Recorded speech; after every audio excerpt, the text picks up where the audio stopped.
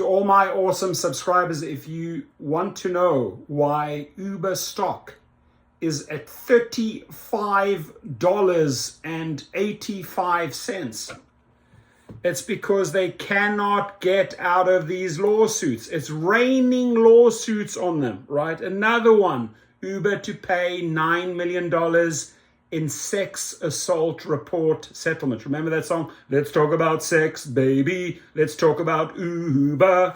All the good things and the bad things that can be with Dara. Let's talk about it.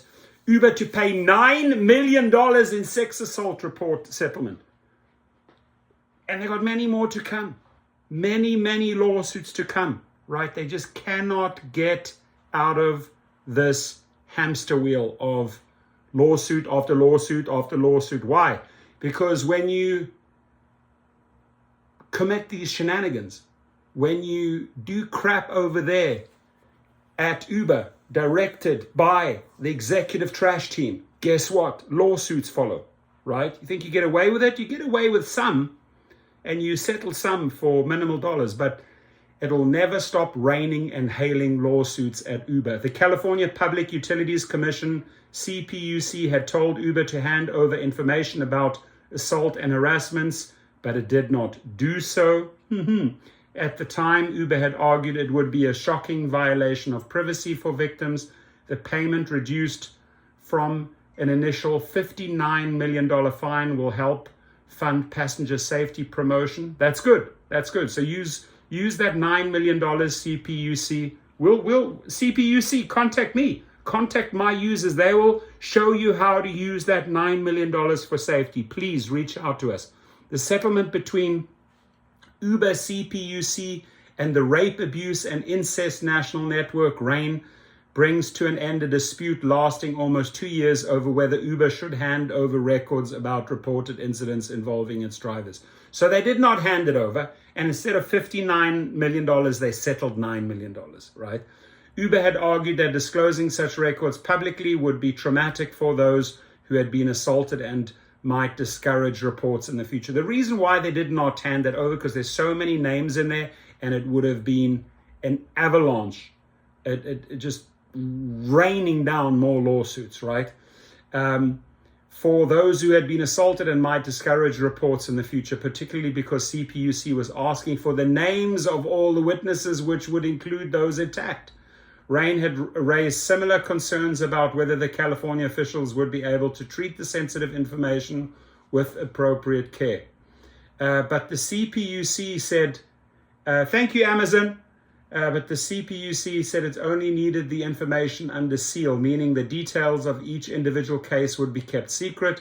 It suggested Uber's response was an effort to frustrate commission oversight. In December 2020, a year on, CPUC initially fined Uber $59 million for refusing to comply, but following Uber's appeal, it agreed this week's settlement of $9 million, as a result of which $5 million will be spent on victims of violence and sexual violence, preferably those who were passengers. Why just passengers? $4 million will be spent on addressing violence in the passenger carrier industry. Uber will pay an extra $150,000 to the California State General Fund. Uber will also provide reports to California officials from now on using unique identifiers rather than names to protect the identities of individuals. It will also build an opt-in process to survivors who want to provide more information about what happened to state officials. In a statement, Uber said it was glad the full commission has adopted this agreement, adding, most importantly, we can move forward with a solution that preserves the privacy and agency of survivors. CPUC said the reduction of the planned $59 million fine was in part down to months of negotiations where all parties gain advantages and give concessions. The ride-hailing app had been under pressure to disclose details about its safety record and first published its US-based safety report in December 2019 with a promise to release a further report in 2 years. In the 2021 edition has not yet been published, but the first report showed that Uber had nearly 6,000 reports of sexual assaults in 2017 and 2018. A number the company pointed out was a tiny fraction of the more than 2 billion rides it provided in that time. It is not the only such company facing such issues. Lyft, other ride-hailing app popular in the United States, reported more than 4,000 incidents of sexual assaults between 2017 and 2019 in its first safety report published earlier this year. So they settled for a fraction, right?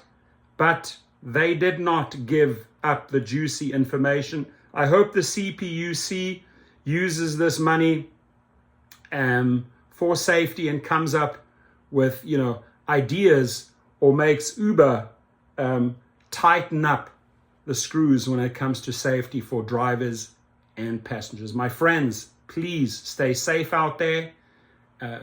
Don't engage in any of this crazy sexual harassment behavior, right?